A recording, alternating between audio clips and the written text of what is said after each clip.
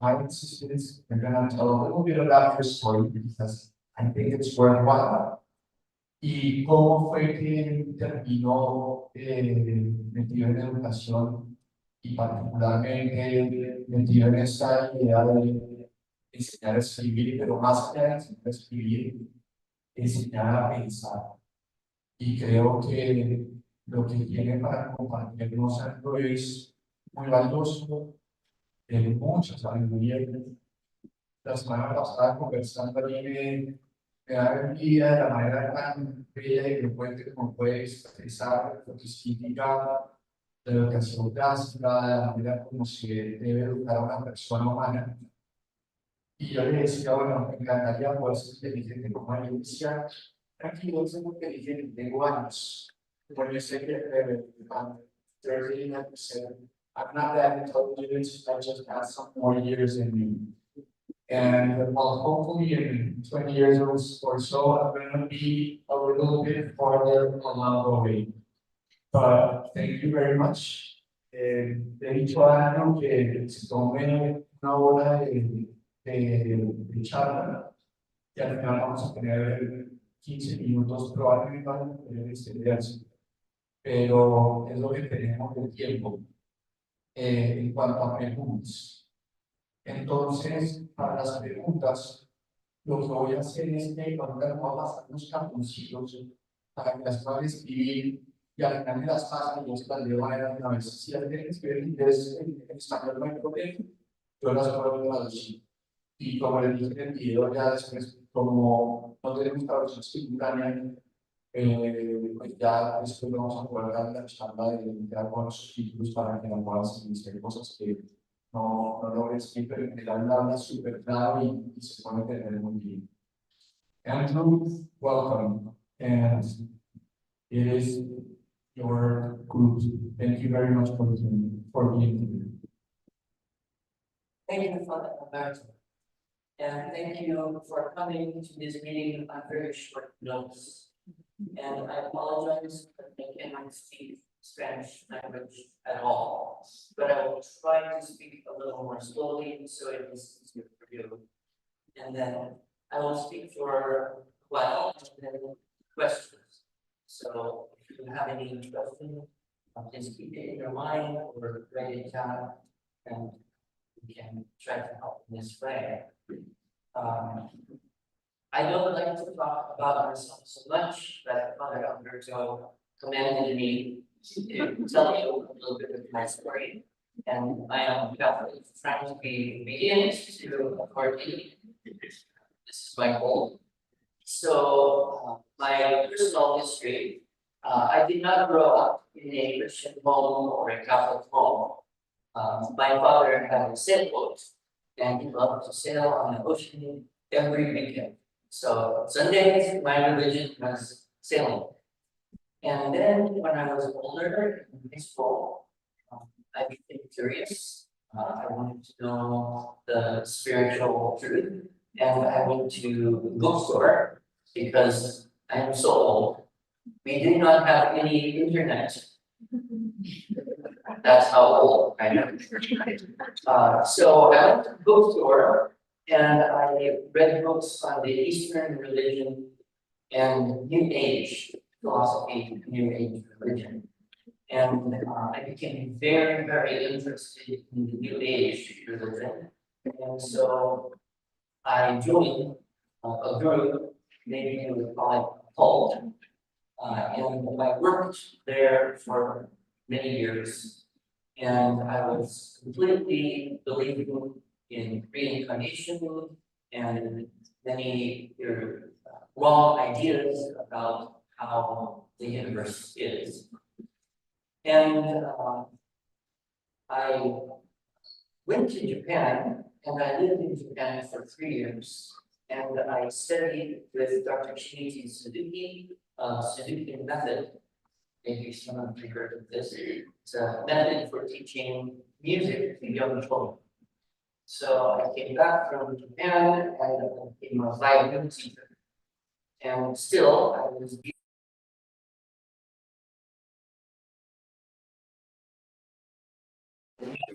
organization. And and so we were together in this system. But then she got pregnant, and she got morning sickness. Do you know this one? Very bad.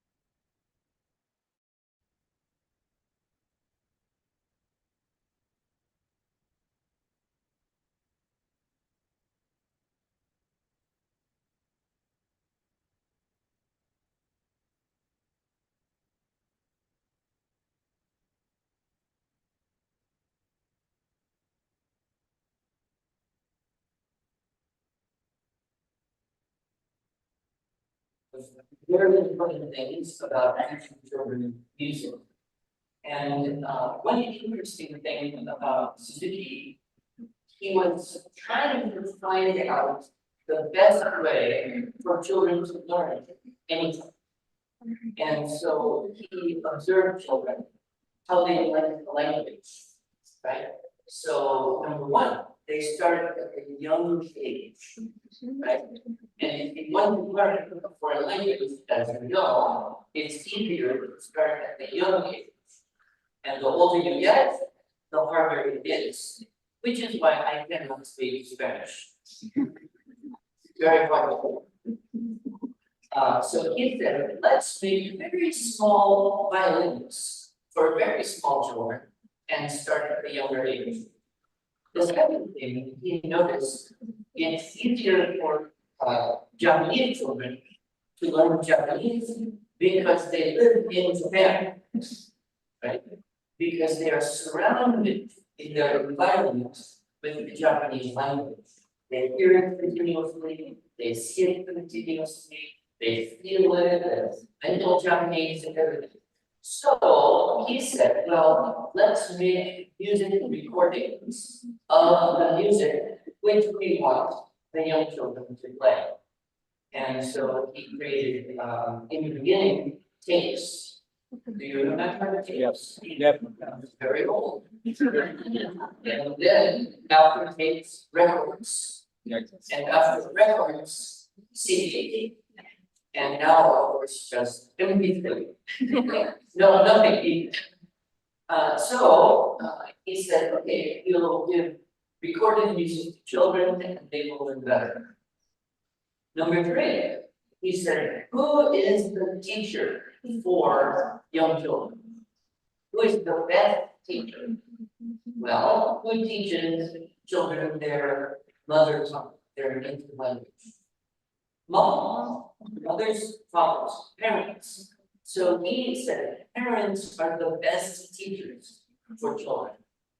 And so he said this system that the violin teacher would teach the parent, usually the mother, how to do the violin, and the parent would teach the child how to practice the violin. So this was a little unusual, and this was way back 1930, 1920, 1930, 1940. It was kind of a radical idea for music education to get parents so involved. Then number 4, he said, what is the best method? And the best method is to learn and practice until it's easy, and then learn another little bit and practice until it's easy. So if you watch children learn the language, they are born, they make a lot of noise, and then one day around when they start to walk, they will say, Mama, she's the mama. You're so excited. So excited. She's talking, but then she uses the same word, mama, mama, mama, mama, continuously, until you wonder, will this child get a different word? But then one day you hear a word, and then both of you, mama, mama, or in my case, Coco, the dog next door. I wanted Dada, but Coco. Anyway, they both words. Then pretty soon another word. Pretty soon another word. Pretty soon another word, and gradually faster and faster. 3, 4, 5, 6, and by 6 or 7 years old, the child has a complete vocabulary and can speak everything easily. More easily than anyone older trying to learn. So he said, this is the method of mastery. Children naturally use what they know until it is easy, then add a little bit, and practice until it is easy, and then add a little bit, and gradually it's more and more and more and more. Whereas old people like me, we learn something and we forget. Then we learn another thing and forget. We learn another one and forget. And 1 year, we know one thing. And then we forget. So this method of education, Suzuki method, or we call talent education, or also translate ability development. This was my life. So I studied with Dr. Suzuki in Japan, I came back, and now I'm thinking, how do we do this with everything? Not just music, but everything. Reading, writing, math, dance, yoga, everything we can teach this way. So I'm trying, and I had my small business was music and also preschool. So I had many children, 12, well, just one small room, 6 hours every day. And experimenting, learning. I want to do Suzuki method everything. My goal. Okay, so then, my wife, her university degree is in education. Well, this is a little bit of a problem. It's a little bit of a handicap because she has a lot of ideas from her school, how to move forward. And of course, the university teaches a very modern approach, very industrial. Everybody doing the same thing in the same way, according to the same schedule, to get the same result. And of course, this does not work. Why? Because children are all different. So modern education, we try to treat children like machines that all the same. But no, children are really they have a soul, they have a mind, they have their genetics, they have their environment, and all children are different. So there's a little bit of philosophical conflict between her idea of education from the university training and my experience from Suzuki method. And also, I went to school, so I'm thinking, well, I will do to my children what was done to me. This is not necessarily the good thing. What if what was done to me wasn't the better? What is the different thing? What is the true education of the mind and the heart, the body, and the individual child? This was our question. So we began to research, and fortunately, she was pregnant. So she can't do anything but read books. So we found one book. It was called Recovering the Lost Tools of Learning. And this was the book about classical education. And we didn't really know what is classical education until we started to read and study. And so this idea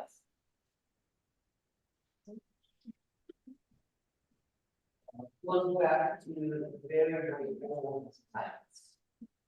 So modern education began when late 1800s, early 1900s, and gradually the older style of classical education was replaced with the modern education.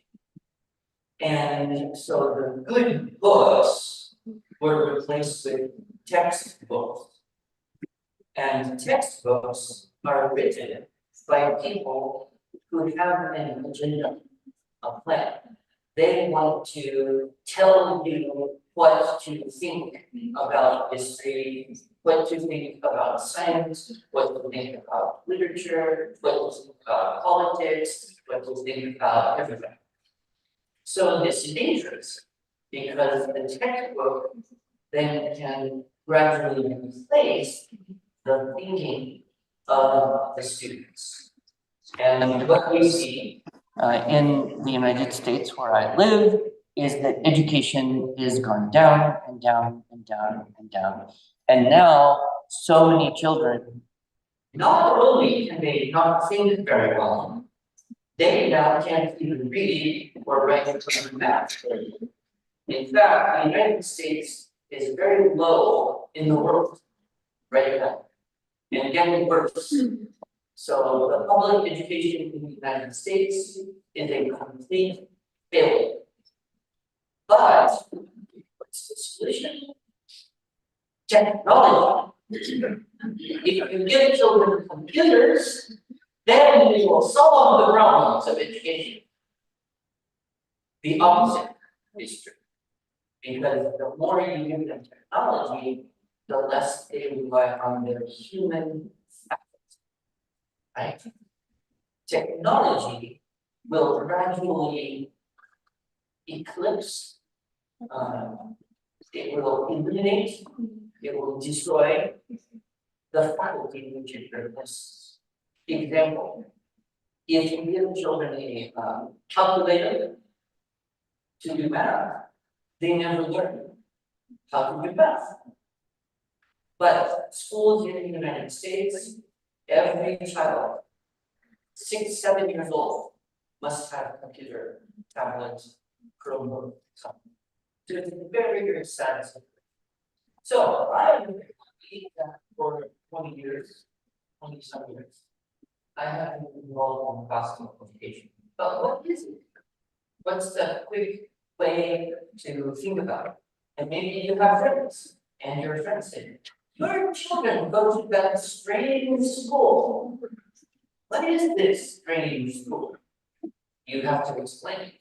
So I was like, oh. So there are many ways to explain, but one definition. Classical education is the cultivation of wisdom and virtue. Okay, this sounds very nice, doesn't it? Everybody would like to have children who can grow in wisdom and virtue. And I don't think you would find the public school in the United States or anywhere which says our goal is to have children grow in wisdom and virtue. 2 reasons. It's not practical. What is practical? Get good grades so you can go to the university, so you can get a degree, so you can get a high-paying job, so you can have a nice car, a nice house, lots of money, and send your children to a good school. But this is not what we are called to. Right? We are called to become the best human that we can be. Another problem is wisdom. What is wisdom? Wisdom equals judgment. Being able to make right decisions about things. What is good, what is not so good, what is helpful, what is not so helpful. What does God want? What does God hate? And the world today does not believe that we should judge. Right? Don't judge music. Anything you want, it's okay. Don't judge art. Anything you want, it's okay. Don't judge behavior. Any behavior you want is okay. Don't judge anybody or anything because everything is okay. I don't think God thinks this way because this requires wisdom, judgment. But we cannot have judgment without humility. Because if we try to have judgment from our own mind, then we will be tricked. Because there is sin in the heart. So we have to have the humility to develop judgment, to have wisdom to make right decisions in our life. That is one thing going on of classical education. How about virtue? What is virtue? To do the right thing, to be serving other people, maybe, to be a good person, to be the best human person you can be. In fact, the word in Latin, and back to the Greek, the meaning of the word is to be the best that you can. So if you have a coffee cup, and it's a beautiful coffee cup, and it keeps your coffee warm, and it feels good when you hold it, and you drink it, and it does a good job being a coffee cup. It is a virtuous coffee cup. right? So that is the meaning of the word. When you think about the human person, right? We have to be the best human person we can be. And that's how we fulfill. But you see, to have virtue, we must know our nature, right? If you use a coffee cup for a cereal bowl, it's not going to work so well. If you use the coffee cup for a pot on the stove, it may break, right? So we have to know who we are in order to become virtuous. And so we must know what is the nature of the human. Now, this is where we have a big split in the world. Historically, classical and Christian Catholic classical education said the human is a special creation. We are created by God, and we have a purpose. And our purpose is to know God and to make God known to the world and to glorify God in our action, right? That's one view. That is my view. I think that is perfect. Another view is humans are evolved animals. We are not a special creation. We are just animal, and we got lucky. We got lucky to be the smartest animal, and so now we can make technology and control everything. But we have no divine creation, no soul. So this is the big difference between authentic Catholic education and modern education. Catholic education must acknowledge the human being as soul, eternal life, supernatural, and relationship with God. And the modern education said, maybe, but it doesn't matter. It's not important. What's important is human success. So, because you came to this school, I believe that you understand this. So, how do we learn how to be a virtuous human? Well, so one principle of Catholic classical education, one principle is imitation. Now, actually, human beings all imitate. We don't learn anything without imitation. Right? So we learn our language when we are little children by imitation. We learn how to eat, how to behave. We learn how to organize our life. We learn how to read. We learn how to write. We learn everything through imitation. So, if we are learning how to be the best, most virtuous human, we will imitate. Who, what must we imitate to reach virtue? Well, it's Christ. Because that is the perfect human being. So education must be focused on the imitation of Christ. Otherwise, you will imitate something else, right? And who do young people want to imitate today? Influencers, Taylor Swift, sports stars, or powerful people with a lot of money, billionaires, right? And so children, the whole world is trying to away into this artificial, this unreal, this superficial, this disordered way of being. And this is a hard problem because we have to stand up against that. And because we are Catholic, we have, in addition to Christ, we have the saints. And through the life of the saints and Christ, And all of the tradition that we have, we can strive to bridge. Now, before Christ, there was ancient, right? And so the ancient philosophers, they were looking for the truth. So classical education, often we go back and we think about Plato and Aristotle and Cicero and the Greek and Roman tradition. And they were the philosophers. What is philosophy? Philo is the love, right? And Sophia is wisdom.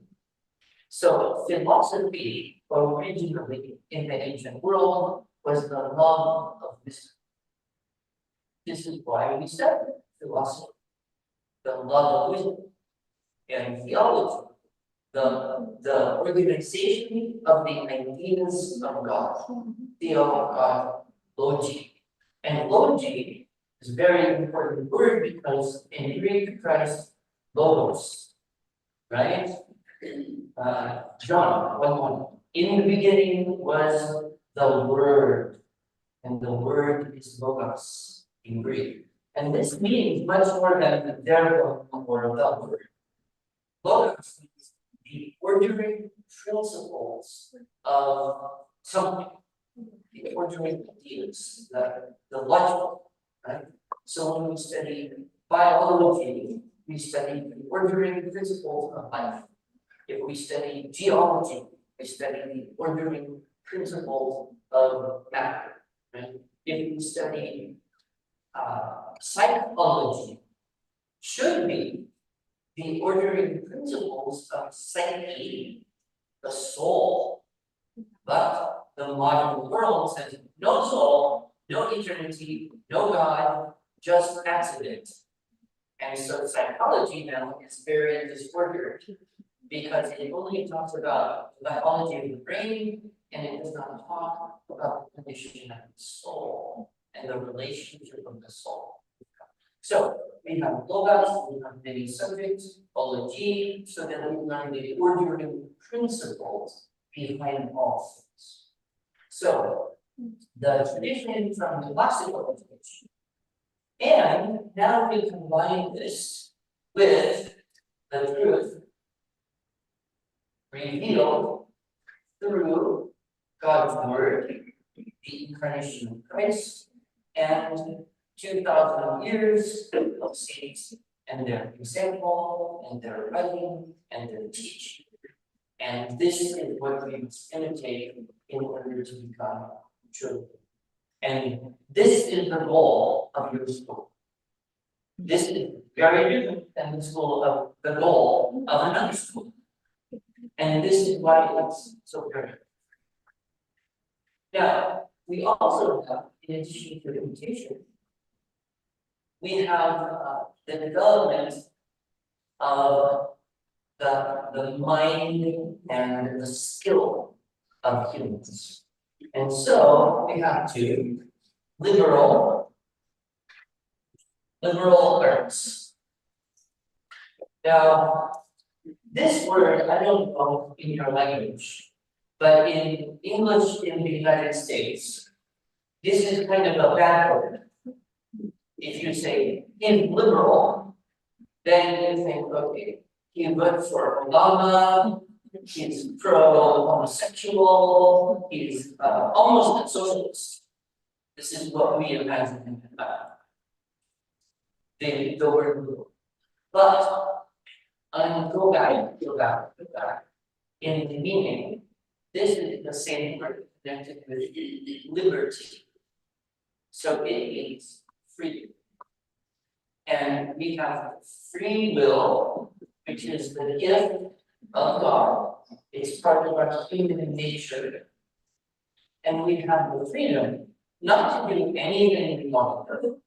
We have the freedom to follow Christ and do God's will. That's the freedom. And we want to cultivate the heart. Arts is from Latin, which it means to do, right? Science comes from scio in Latin. It means to know, artis means to do. So arts and sciences, to do and to know. So we want to study the liberal arts for the purpose of having the freedom to do God's will in our life, in our service to others, and making the world more beautiful for our life together in Christ. So, what are the liberal arts? Well, we have the old liberal arts, the classical liberal arts. 2,500 years ago or more, people started to ask the question, what will help us in this path to find wisdom and virtue? And they realized there's two things. And one is the language arts, and the other is the mathematical arts. So these then were divided into the trivium, which means meaning of three ways, and the quadrivium, which means the meaning of four ways. The trivium are the language arts, and they consist of grammar, logic, and rhetoric. Okay, you know this. Yes. Review for you. And the quadrivium consists of arithmetic, geometry, music, and astronomy. And these were the ancient, very, very old, classical, liberal arts. Also, the ancients talked about other categories of arts, other things you could do. For example, the practical arts, useful things, medicine, blacksmith, carpentry, like making things. Those are the practical arts. Then there's also arts of service, right? So cooking and cleaning and childcare and things. And then there's the fine arts, and that would be performance and music and dance and art for the wall. So we have the practical arts, the servile arts, the fine arts, and the liberal arts. And in the ancient world, there are basically free people and slaves, right? And so the free people study liberal arts because they were those things which help us become free, help us retain our freedom. Now we don't have slaves, mostly, and we have the opportunity for all children to learn the liberal arts of grammar, logic, and rhetoric, arithmetic, geometry, and astronomy. But after classical education came together with Christianity, right? And you had the rise of Christian doctrine, the Catholic Church became worldwide, 300, 400, 500, 600 AD. Then education came under the authority of the church. And the whole purpose of education was to perpetuate the faith. So another diagram I will show you here.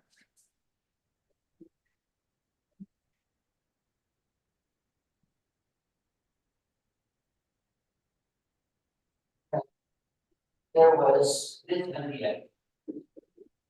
I'll change color. There was faith,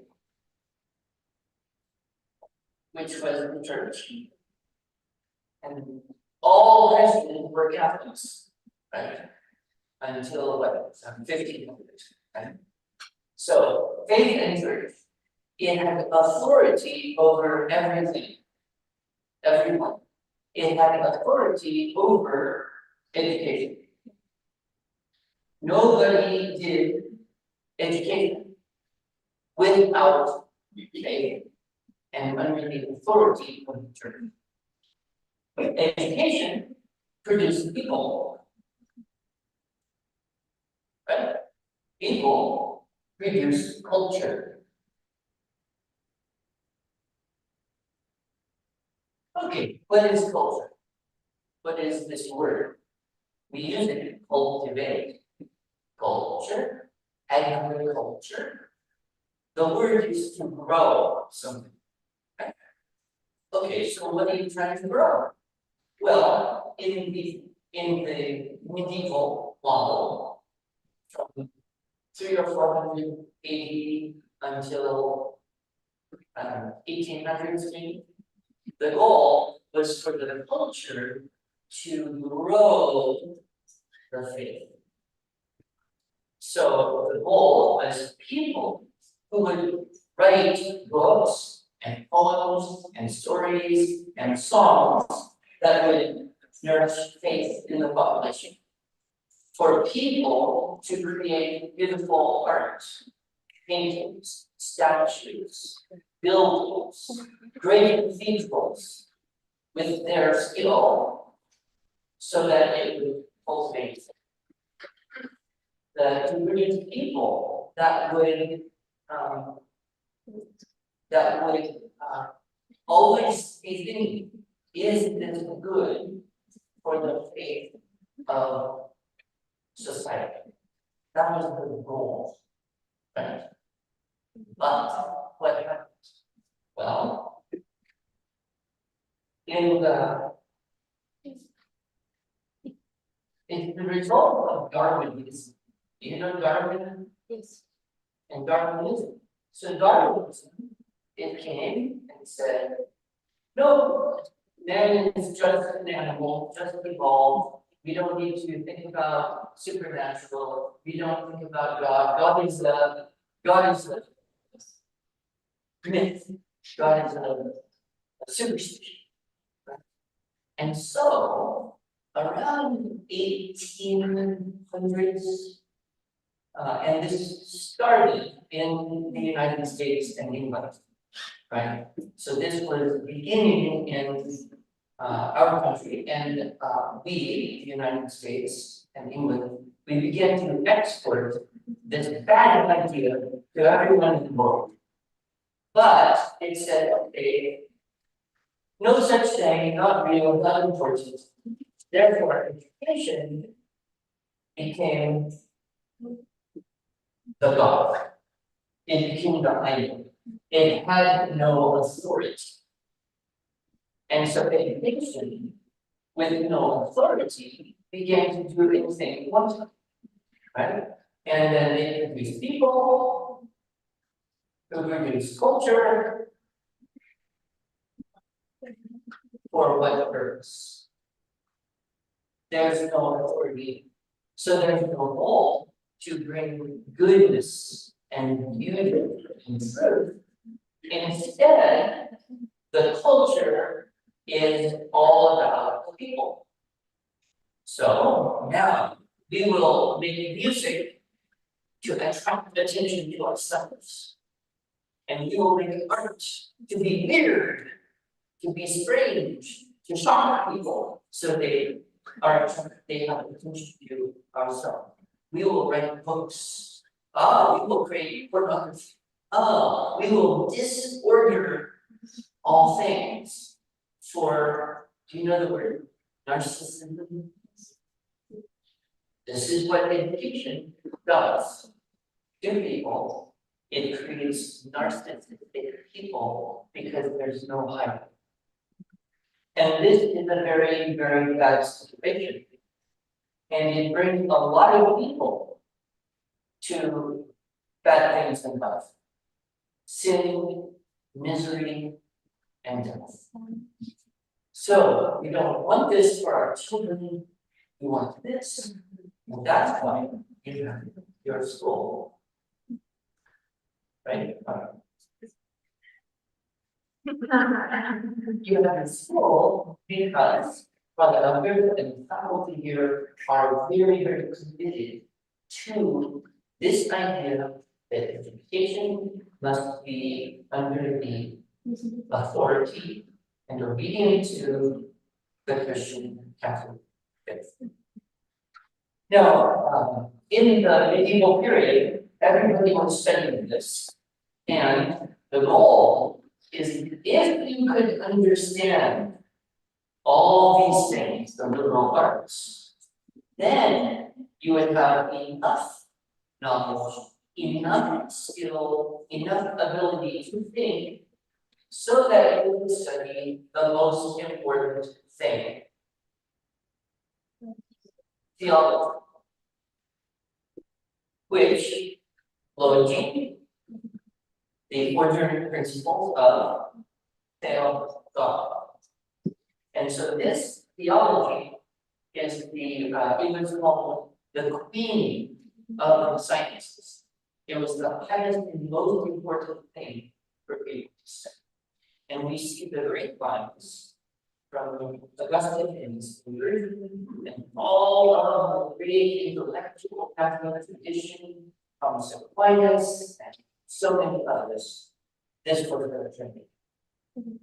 Now, when we think about grammar, what is it? Many people think, grammar, you have to learn parts of speech and mark sentences, and who needs it?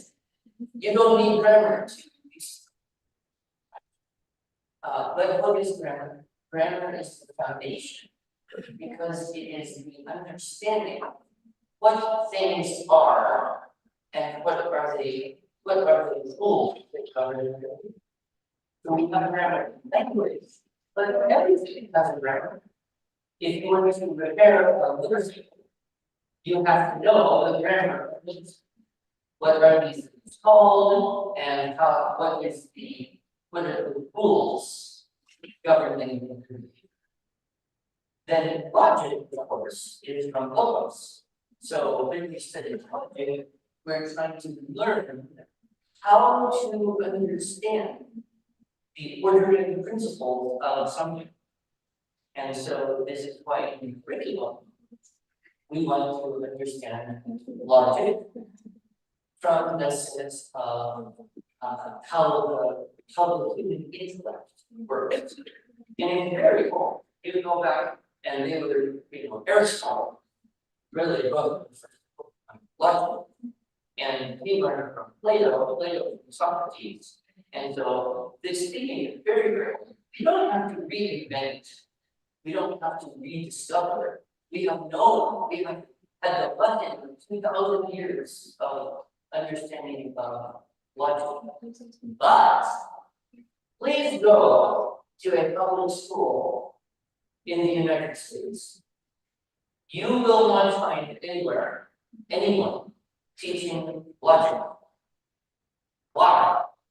Because if you teach logic to children, 7th grade, 8th grade, 9th grade, and they learn how to think better, you would destroy all the politicians. Right?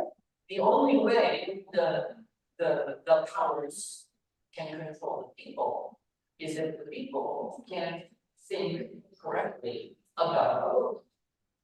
And so it's too dangerous. Rhetoric, this is the art of persuasion. How do we persuade people? We use grammar, have beautiful language. We furnish the mind with literature. We learn logic to understand truth and facts, and how to order things and compare things and understand things. And then we have the poetic mode to do beautifully to help bring it to the truth. Here, I don't know so much about this because I work here mostly in my own business, my life. But arithmetic is the study of number. Geometry is the study of shape. Music is the study of number in motion. And astronomy is the study of shape in motion. Now, of course, we study other things, such as science, and we have many areas of science, physics, biology, chemistry, but all of that exists in this world. Those are the things you know. These are the things you do, right? You do math to understand chemistry. If you don't do math, you can't have knowledge of chemistry. So these are the skills, the liberal arts. Now, one more thing I will mention, and then ask questions. Obviously, I could talk all day, but you have important things to do. So, so let's think about how do we do this? Well, we must, I like the word nourish. You know this word? No. It means to feed and grow.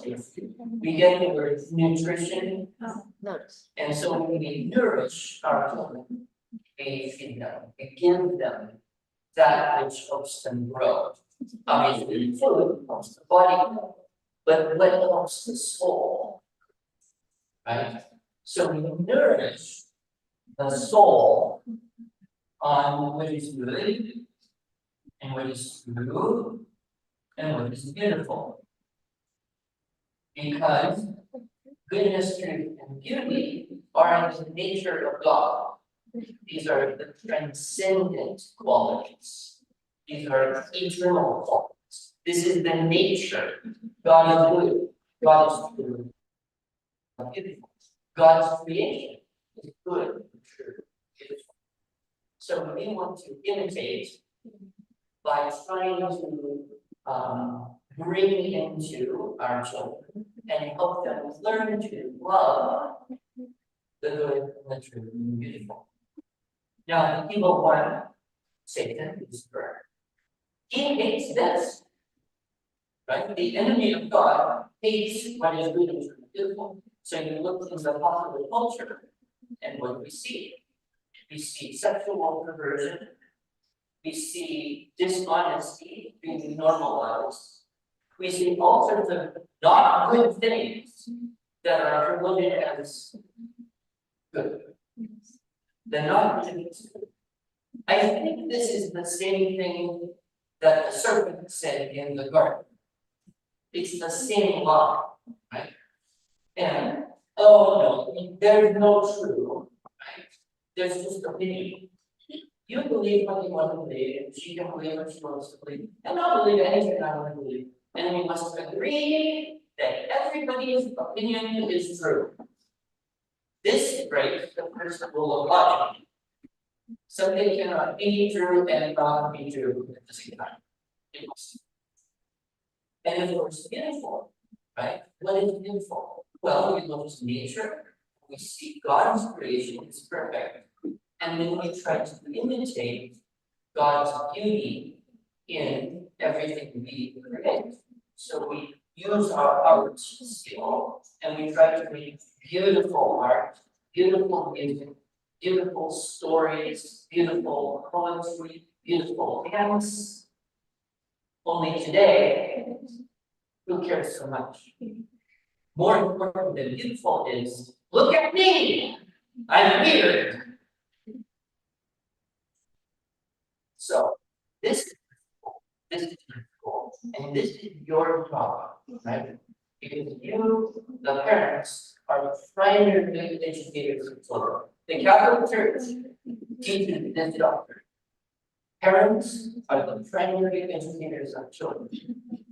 And the school, the government school, wants to convince you, no, don't worry, you just have to, you gotta keep them alive. We will.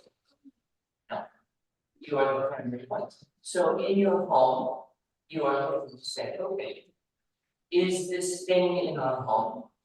The pictures on the wall, the music coming from the equipment, the music you sing in your home, the screen, what comes from the screen, what's on the table, what's of your life. Is it good?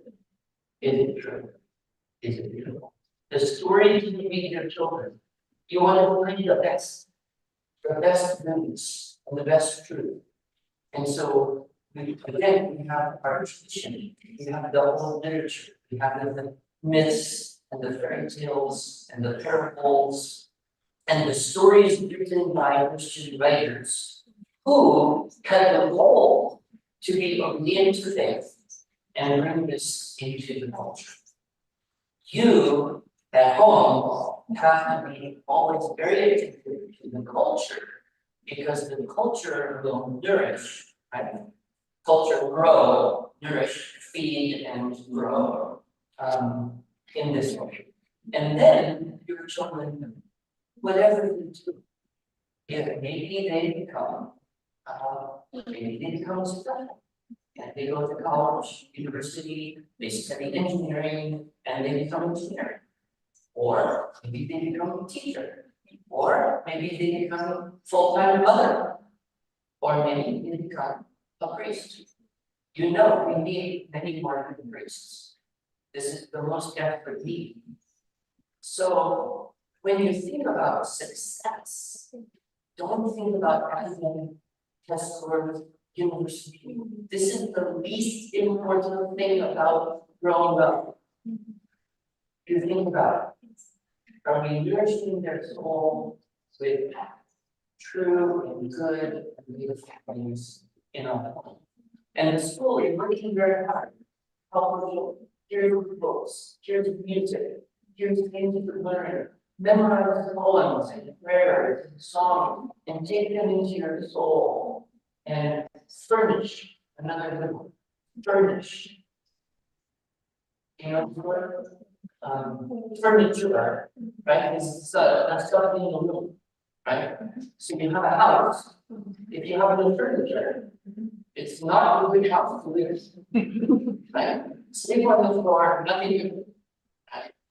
If you have a small house, a humble house, but you have good, true, beautiful things, comfortable couch, beautiful art, good food in the kitchen, then you have the true life that is meant for human flourishing. Okay, well, I could go on and on, but Father has a microphone. And if anyone has any questions, then we can take minutes. Yes, please wait for others to bring it in. Could you go back to what geometry, music, and astronomy are the studies of? You were mentioning that arithmetic is the study of numbers. Yes, Geometry is the study of shapes. Shapes. In fact, the oldest book on geometry is Euclid, and there are no numbers in the book. It's an entire series of books on geometry with no numbers. So the study of shape. Then music is the study of number and motion. So you think about music, we have rhythmic, powerful, 2/4 time, 3/4 time, 4/4 time. We have intervals, we have frequencies. So music is very mathematical. And we think of it as more of a beautiful art. But the art must conform, it must be in harmony. It must be aligned with the truth. And we know the truth because we see it through the literal moments. This is why some music is mathematically ordered and is beautiful. Other music is mathematically disordered and infinite, becomes harsh. It can have wrong rhythms. In fact, in the world today, I would argue music is the most disordered thing that most people experience every single day. And then astronomy is the study of shape in motion. And so that's the origin. Espera, una cosita, si tienen preguntas en español que quieren hacer, si quieren que las traigan acá, yo las traduzco, y los que quieran hacer en inglés, si pueden levantar la mano y yo paso a nivel de Yes.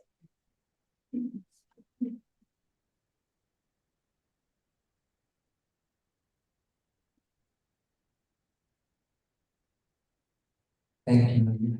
And you talk about all kinds of topics. That's really important to me. Like I understand the word art, but you have to the very definition that.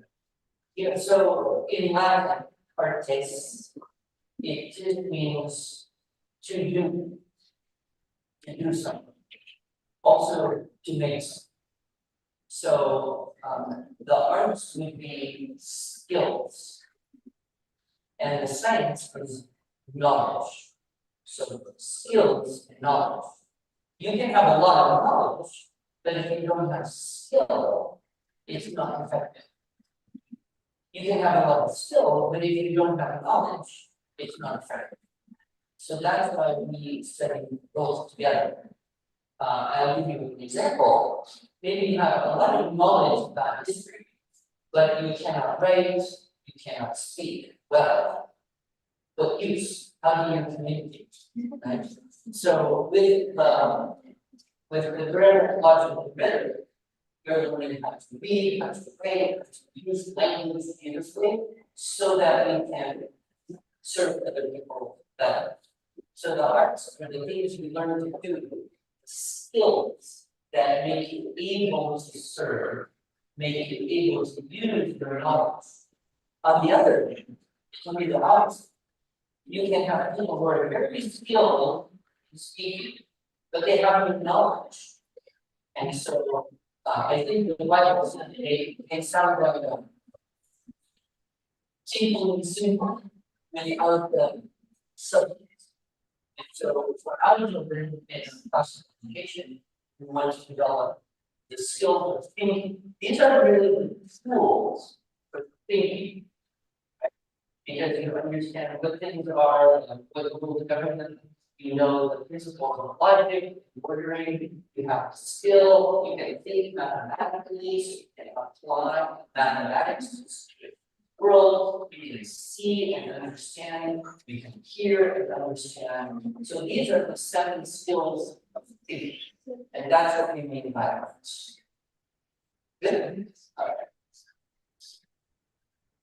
All right. The first question I have, in relation to use of technology, in your opinion, what aspects should we take into account for an appropriate choice of technological tools and modes of use in education? This, remembering that for Dr. Suzuki, for example, it was important to create environments with the usual recordings, and it was a successful experience. Yeah, very good question. Okay, technology. Technology will increase whatever you have. It will amplify. Is this a good word? Technology will amplify whatever you have. If you have goodness, technology can amplify goodness. If you have organized, focused, productive people, and you give them technology, they will become more organized, more focused, more productive. It will amplify character. If you have disorganized, unproductive, inefficient people, and you give them technology, they will become more disorganized, inefficient, and unproductive. If you have people who want to do good and you give them technology, their good will increase. If you have people who want to do evil things, to steal, to undermine, to pervert, and you give them technology, they will become more effective at doing evil. So this is the role of technology, to amplify. Now, we think about children, right? They have information. They don't necessarily have habits, they don't necessarily know what is really very beautiful. They're not old enough to make decisions, to love. Therefore, the technology is kind of dangerous. But another point I will make here is the relationship between the human and the technology. Who should tell who what to do? Who should be in charge? The human. We must control the technology. But now we look at people, what do we see? The technology is controlling the people.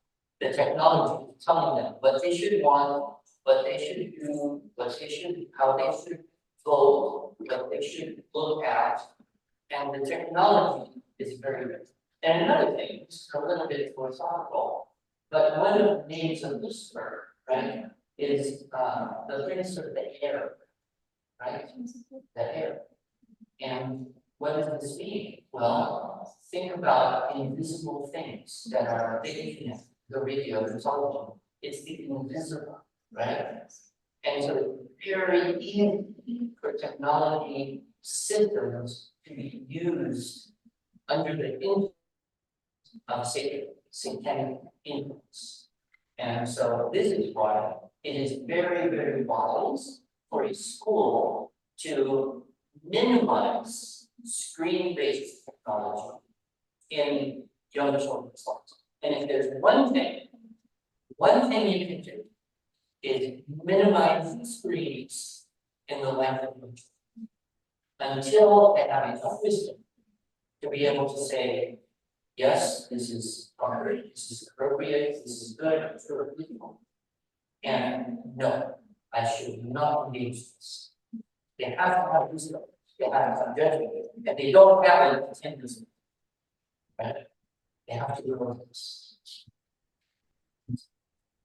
I'm gonna ask 3 questions because I think they're related to each other, so maybe you can answer them together. Okay.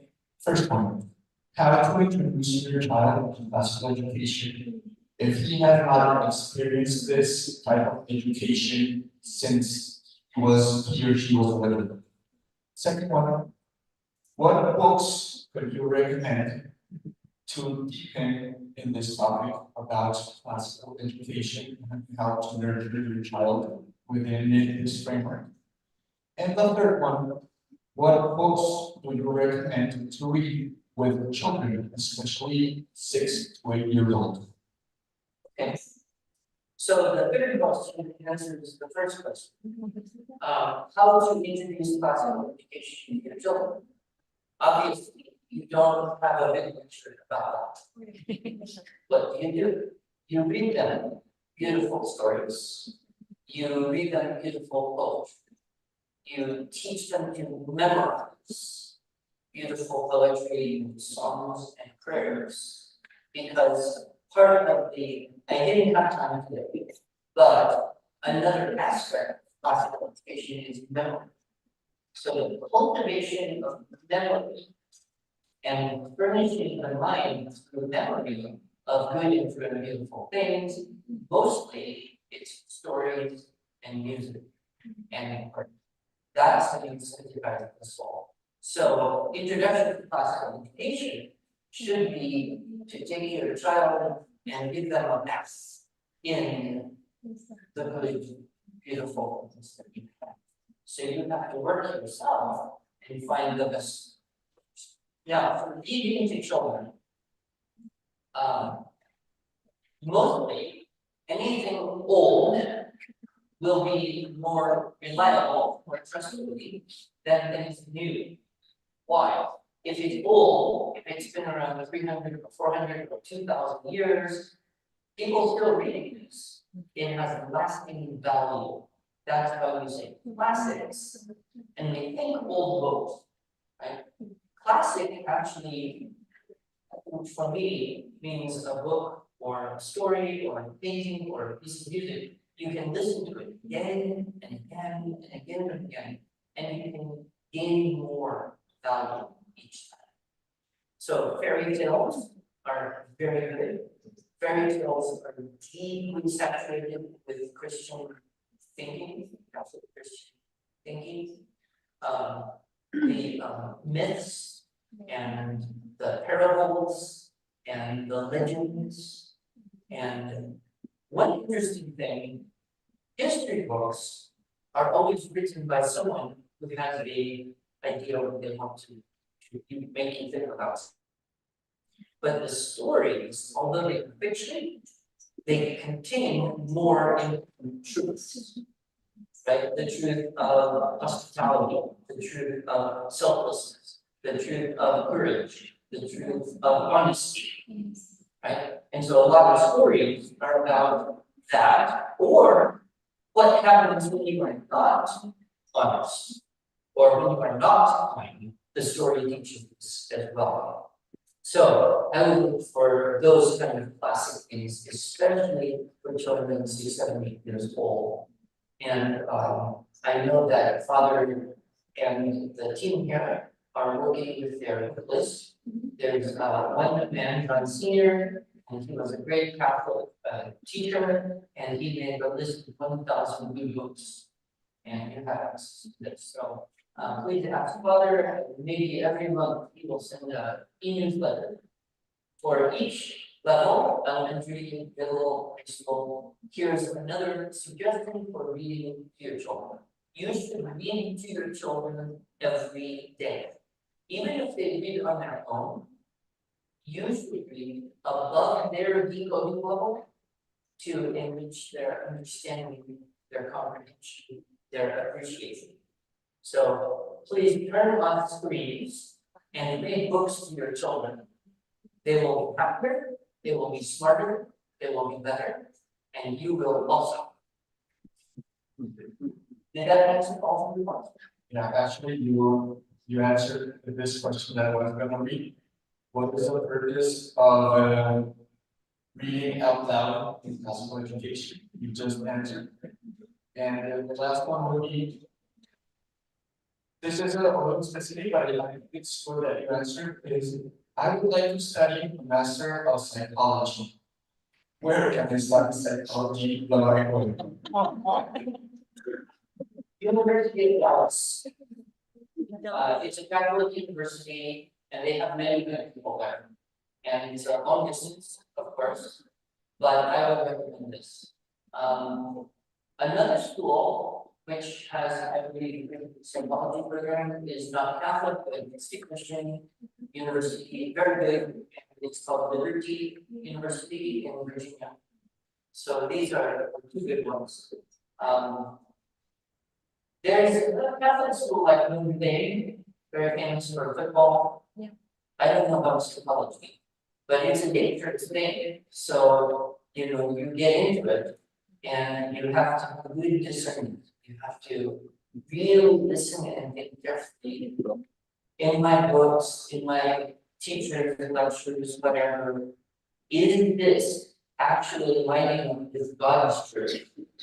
Because a lot of modern psychology is very disordered because it's based on no God, no soul, human beings are not like God. So I would check the University of Dallas, which some of the faculty here are trying to study possible education.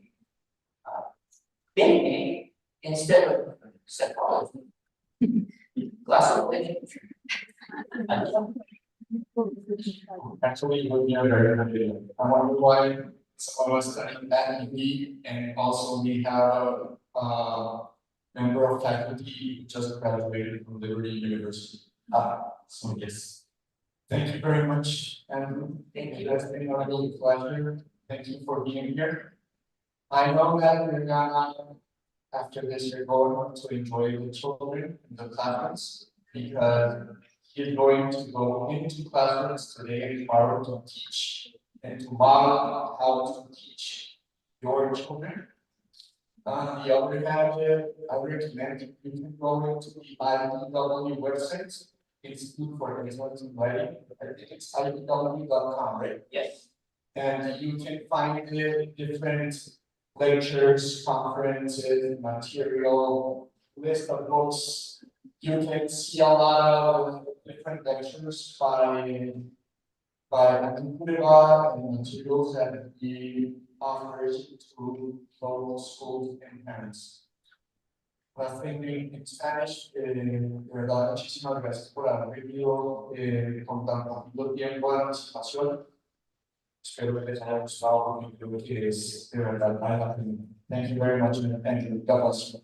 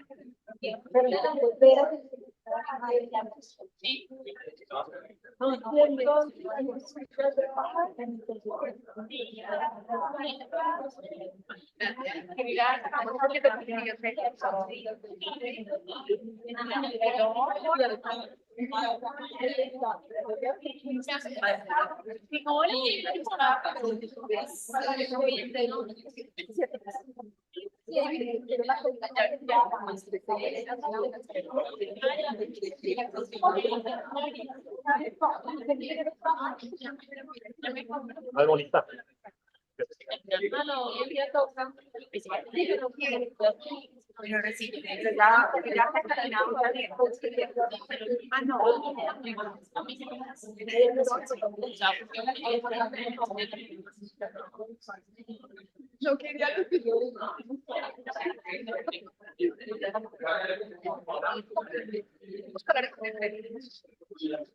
Pues la oportunidad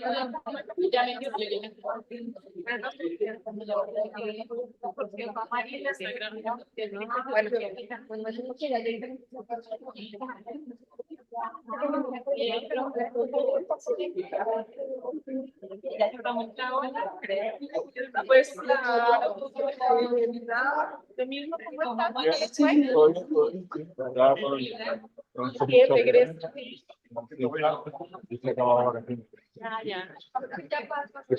Pero luego, al final, ya, por lo menos me estaba aburrido, ya no sabía. ¿Y pero fueron a España?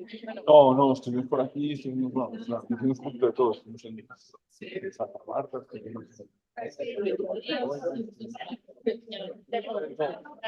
no, pero todo fue con muchas emociones.